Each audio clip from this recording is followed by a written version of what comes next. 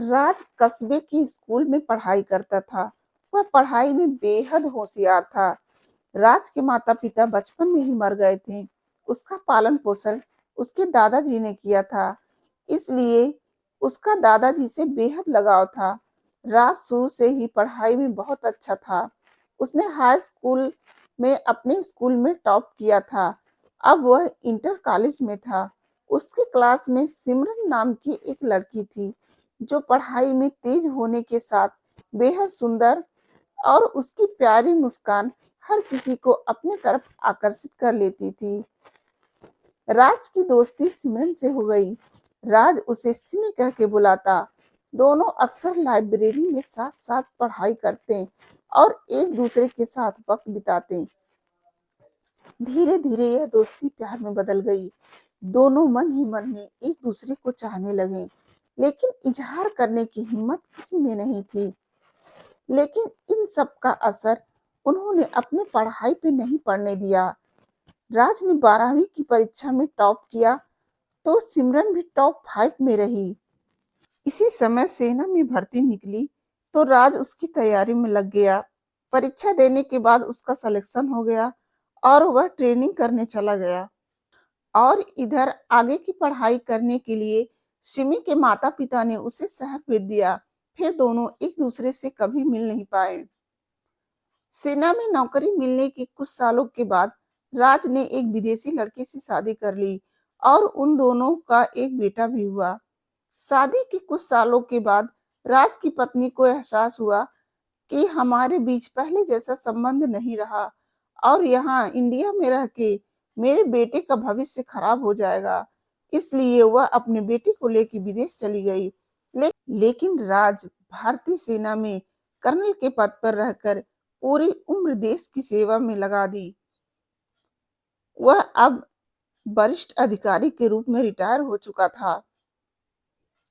राज की उम्र लगभग 50 वर्ष की हो चुकी थी। समय के साथ साथ वह शांत व्यक्ति बन चुका था, लेकिन एक खालीपन था जो उसे हमेशा महसूस होता। वह अपने गांव लौट आया। अब दादाजी भी नहीं रहे। अब गांव का माहौल पहले जैसा नहीं रहा। वहां बहुत कुछ बदलाव हो चुका था। राज घर के कामों के लिए एक गांव के आदमी को रख लिया था, जो उसके लिए खाना बनाता और सारे काम करता। उसे पुराने दिन रह रह के याद आते थे। उसे सिमरन की याद आती, लेकिन वक्त बीत गया था। एक दिन उसे इंटर कॉलेज में एक समारोह में बुलाया गया था, जहां उसने एक टीचर को देखा। वह उनके बारे में कुछ जानना चाहता था, तो उसने अपने नौकर से पूछा कि इंटर कॉलेज में जो इंग्लिश की टीचर हैं, उसे जानते हो?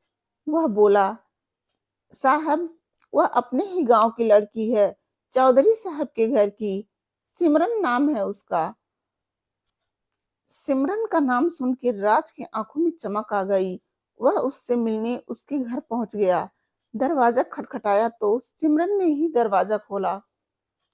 कॉलेज में देखा था तो राज को पहचान गई और अंदर बुलाकर बड़े आदर भाव से बैठाया। दोनों आपस में बात करने लगे। सिमरन ने राज से पूछा, सुना है कि तुम विदेशी दुल्हन लाए थे। कैसी है तुम्हारी पत्नी? मिलवाओगे नहीं कभी? राज बोला, वह मेरे साथ अब नहीं रहती।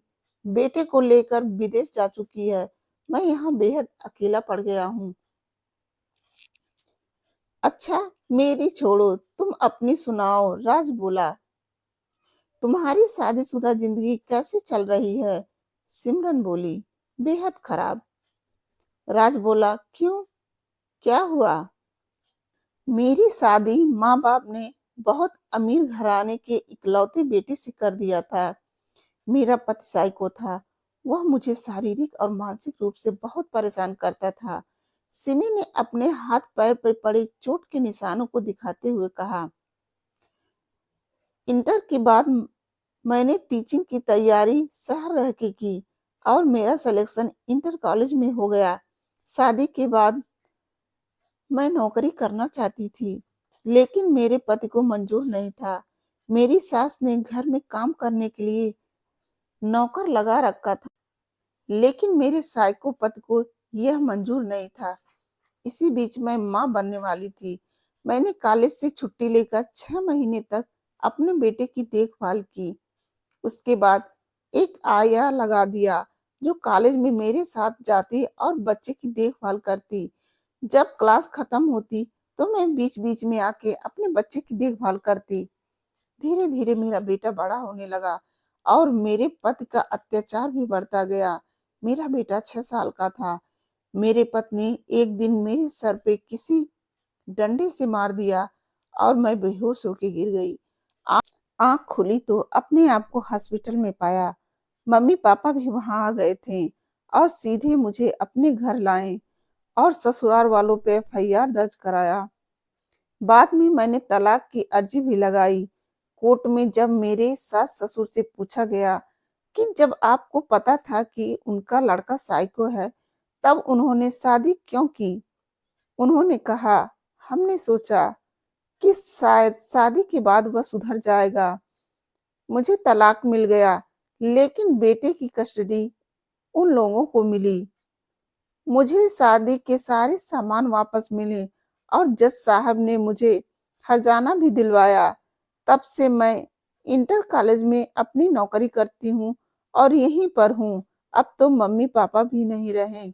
बेहद अकेली हूँ। हाँ, बेटा कभी-कभी मिलने आ जाता है। राज सिमरन की कहानी सुन के बोला, ठीक है, अब तो हम दोनों ही अकेले हैं। हम दोनों दोस्त की तरह मिल के रहेंगे। सिमरन ने बस मुस्कुरा दिया। सिमरन हर सुबह पार्क में टहलने जाया करती थी। अब राज भी उसके साथ जाने लगा। जब दोनों मिलते तो कुछ बातें करते और एक दूसरे का सुख दुख साझा करते। अब राज के अंदर सिमरन को पाने की लालसा बलवंती होती जा रही थी। वह सोचता, बचपन का प्यार अगर अब उम्र के इस पड़ाव पे मिल जाए तो मेरा अधूरा इश्क पूरा हो जाए। कॉलेज के समय सिमी भी तो यही चाहती थी। बात करके देखता हूँ, शायद वह संकोच कर रही होगी। आज संडे का दिन था। रोज की तरह आज भी सिमरन पार्क में टहलने आई थी। राज भी उसके साथ हो लिया। राज ने सिमरन को रोकते हुए कहा, सिमरन बैठो, तुमसे कुछ बात करना है। सिमरन ने बेंच पे बैठते हुए कहा, बोलो क्या बात है? राज बोला, सिमरन, पढ़ाई की दिनों में मैं तुमसे प्यार करता था, शायद तुम भी। सिमरन ने कहा, हाँ, लेकिन आई लव यू कहने की हिम्मत किसी में नहीं हुई और वह हंसने लगी। राज बेहद गंभीर स्वभाव में बोला, तब नहीं हुई, लेकिन अब आई लव यू बोला जा सकता है। अपने अधूरे इश्क को पूरा किया जा सकता है। हम दोनों ही अकेले हैं। सिमरन गुस्से भाव से उठी और बोली, राज बकवास बंद करो, और वहां से सीधे घर चली गई। पूरे 4 दिन बीत गए। सिमरन पार्क में टहलने नहीं आई। अब राज को अपनी बात पर पछतावा हो रहा था। क्योंकि उसने सिमी से ऐसी बात, उसे क्यों नहीं याद रहा कि वह पहले वाली सिमी नहीं है, अब वह सिर्फ सिमरन है। इश्क की चाहत में उसने एक अच्छे दोस्त को भी खो दिया। फिर 5वें दिन सिमरन पार्क में आई। उसे देखते ही राज उसके पास गया और उससे बोला, मुझे माफ कर दो, मुझे ऐसा नहीं कहना चाहिए था।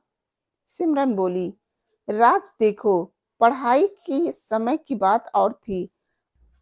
अब हम उम्र के इस पड़ाव पर आकर सबसे पहले एक जिम्मेदार इंसान हैं। मैं तलाकशुदा ही सही, लेकिन किसी की पत्नी, किसी की बहू थी, और सबसे बड़ी बात, मैं किसी की माँ हूँ, एक जिम्मेदार टीचर हूँ। इस समाज की जिम्मेदारी भी मेरे ऊपर है। अपने बेटे से महीने में 2 बार ही सही, लेकिन मैं मिल तो सकती हूँ। तुम्हारी एक पत्नी और एक बेटा है जो विदेश में रहते हैं, तो क्या हुआ, है तो तुम्हारे ही। तुम उससे तलाक लेकर मुझसे शादी करोगे। तुम पुरुष हो, लेकिन मैं एक महिला हूँ। बहुत मुश्किल से पुरुष रूपी जाल से आजाद हुई हूँ। अब किसी और के जाल में नहीं फंसना चाहती। मैं पुरुष नहीं हूँ कि एक औरत को छोड़ा तो दूसरी को पकड़ा, दूसरी को छोड़ा तो तीसरी को पकड़ा। अगर तुम मुझसे दोस्ती का रिश्ता रखना चाहते हो तो ठीक है, नहीं तो इसके अलावा कोई भी रिश्ता हमारे और तुम्हारे बीच नहीं हो सकता है। आज राज को उसके अधूरे इश्क को पूरा करने की बलवंती इच्छा को सिमरन ने एक ऐसा आईना दिखाया कि उसे अपने आप पे शर्म आ रही थी। दोस्तों, आपको ये कहानी कैसी लगी? अगर कहानी पसंद आई हो तो वीडियो को लाइक करें, चैनल को सब्सक्राइब करें। वीडियो देखने के लिए धन्यवाद।